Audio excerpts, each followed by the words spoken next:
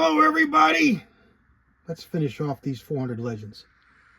So, where we left off was all the cases are primed, sized, and flared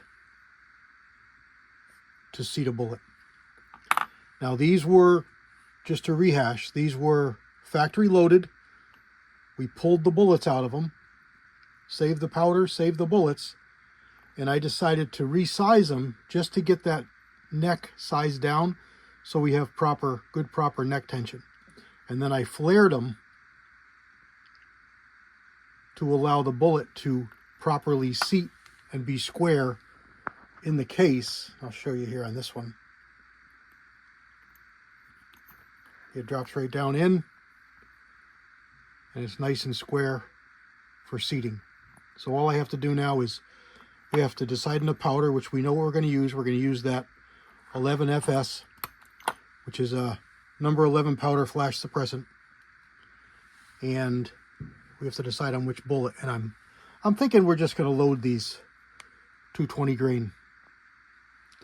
I'm still waiting on the 265 grain mold from Accurate. I checked their website and they said 8 weeks lead time, and that should put shipping to next week. So by the time you watch this, I may have received the video. Right now we're at the end of June. I think it's the 30th. I think it's the last day in June.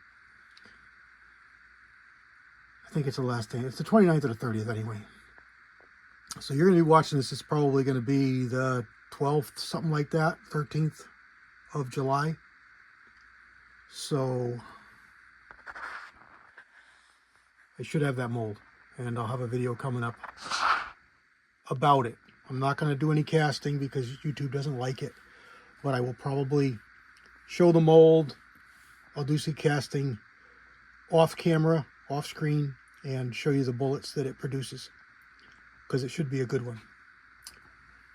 The last video we went over some of the bullets that I have on hand, and this one here has a lot of interest. This is the 155 grain zinc, followed by the 220 truncated cone, the 200 truncated cone, the 200 slick side, flat point, wide flat point. This is 190 grain hollow point, which is made from the 200 grain wide flat point from MP. And that's another one of the same bullet from MP. And that's the 220 without coating on it. So that's the bullets that I've got up here that I'm really interested in trying. I want to order, I need to find and order some of the 200 grain SST muzzleloader bullets. They're going to be probably 20 in a pack, and they're going to be expensive. So I'm seeing good things on Turkey's channel with expansion and performance. So it should be a good bullet, and it's a good looking bullet, those red tip FTXs. So I'm going to try and get some of those. But in the meantime, we're going to stick with our cast. Now my question still is, I'm here ready to finish these off and load them. What do I load these in? Do I just load a plinker load? A lighter plinker load? Something we can just have fun with? Something maybe stick with that big zinc bullet. Do I load a ladder? Work with that 220 and load a ladder, see what we can get for velocities. Bring it up and up and up, and see what we get for pressures and velocities and for accuracy. We got 39 cases here. So we can do a good sized ladder with that 220 and bring it out. I kind of don't think I need that many to prove out that load, because my cast bullets, I don't strive for top velocity. I don't ever need to push them that hard. If I need a top velocity load out of a given cartridge, I'm probably going to use a jacketed bullet. So we've got the factory bullets we pulled. We could work up loads with the FS with the 11FS with the factory bullet and see what we get. I'm kind of leaning towards just loading the cast here and targeting 1800 feet per second. That's the magic number. If I get 1750-ish, I'll be happy. And again, I've explained this before, but that's the level, that's the threshold for performance on game with a bullet. So that's what I like to see. Now, more isn't bad. I just don't need more. So that's my target. So I'm kind of thinking I wait for the gun because I don't want to load up a whole bunch of shells with cast bullets that are near impossible to pull. With jacketed bullets, it's no big deal. I load them up and I don't care at all, because if I shoot the starting load and it's too hot, I just pull all the bullets. I don't lose anything. There's no grief. There's no harm to anything. I just pull them and start over again. But with these powder-coated cast bullets, sorry for my fingers, they're so slick that the bullet puller won't grab them. And those truncated cones get seated such a way that there's no surface that's full 400 diameter for the collet to grab. The same thing with those 200s, actually. It's going to be no different with any of those. Possibly I get a little bit, let me show you this 220 that I did seat. Possibly there's a little bit there that's okay, but that's not really enough to grab. And this powder coat is so slick that the collet can't really grab it. You have to squeeze it really, really hard, and you'll actually deform the bullet before you get traction enough to pull that bullet out. So you got to use a collet, a hammer, kinetic. And I don't like to hammer that many bullets. It's a drag. You end up denting the bullets up, and it's a mess. You lose powder. I don't like it. So I don't really want to do that. So let's talk about another die I got in here. And that is, it's going to be upside down, because that's the way the die is screwed in. But it's a Hornady 10mm tapered expander. TPR. I'm sorry, tapered crimp. TPR is taper. And that's made for the 10mm. Let's put a shell holder in there. Now I chose this press because it's so tall. I got so much height here because it's made for the 10mm and it's a short case. You know, the whole thing is only yay long. So it goes up inside the die. When I put this die in the mech, which is a shorter cartridge length, I'd only got maybe one thread, and I don't like it. This one here, I've got 3 or 4 threads threaded in, and it's enough to hold it. Because you want to be able to get a full throw on your press handle to get a crimp. So here we go. Here's a full throw all the way down. And the bullet is up in there, up in the die, and it's going to do a crimp for us. Now, why, you ask? I've got dies, and the Redding dies come with a crimp, and yes, they do. But I'm using this as a seater, so I would have an additional step of seating all the bullets, changing the die, dropping it down, pulling this up to crimp. This way, I can load the bullets here and just move them over to this press and crimp them. So it's still a second step to crimp, but I don't have to change the die. And this die is not very expensive. And its body, remember I told you how we can use 10mm dies only a little bit? Well, the diameter that they open this up to allows the case to go all the way up in there and wiggle around. It doesn't touch anything until it touches the crimp, which is right at the mouth of the case. And this is a rimless. Actually, it's a rebated rim. So the headspace is off the case mouth.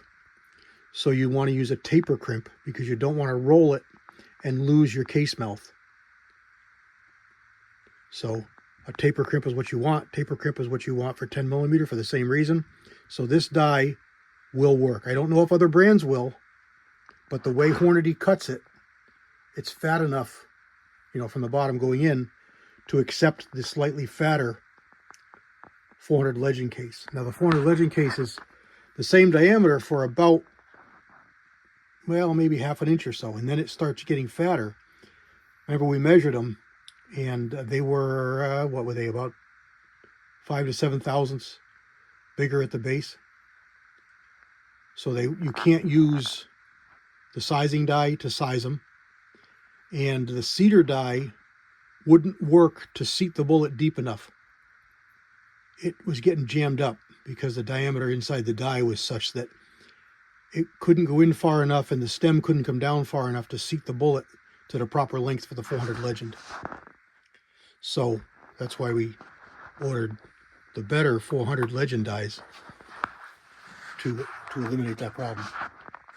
Now I also picked up a Lee 40 10 millimeter expander die. This happens to be a through powder, which I don't really need for this caliber. It goes all the way through. But the flare on it is pretty good.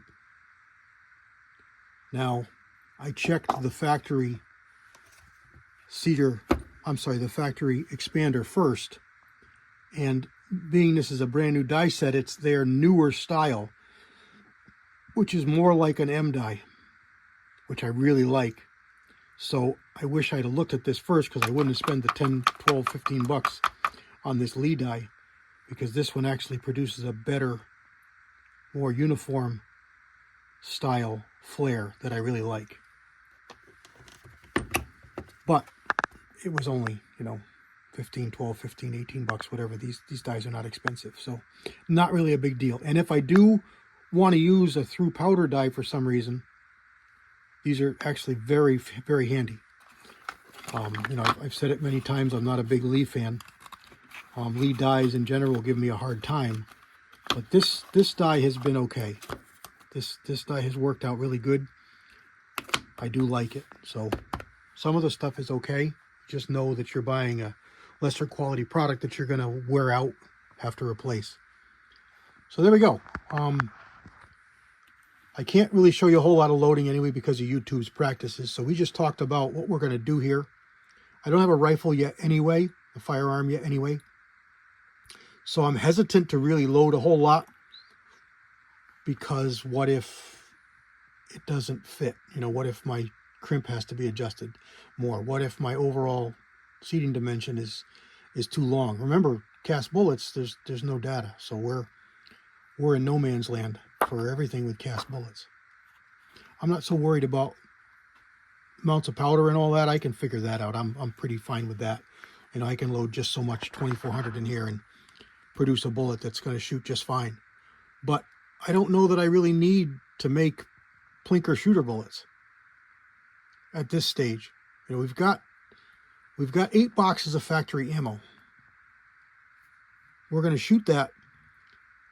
If it's a good shooter, we're going to save it for hunting. If it's okay shooter, if it's a crappy shooter, we're not going to use it. We're probably going to pull it, save the powder and the bullets, and then we'll go through and maybe make a ladder with the bullet, because the bullet seems to work good. Again, Turkey's videos show the expansion of it, penetration of it, really good. So that PowerPoint's a good bullet. It just may or may not need a different powder for my gun to be accurate. So we don't know any of that.